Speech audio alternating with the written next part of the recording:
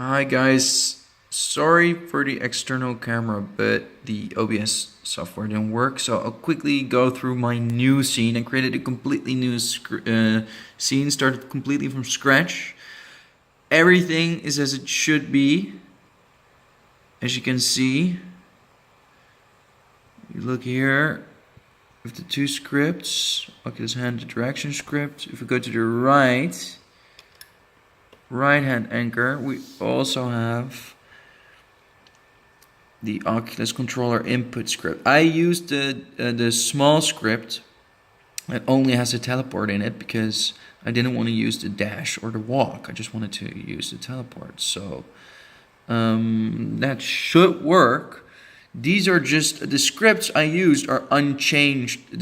These are just the scripts that were given to me by Udacity. But it doesn't work because I can't show you what happens in VR. I can describe. I can't use the laser origin. There's no laser. There's nothing when I click the right trigger. And also you see the two spheres that I connected to my hands. You see those appear.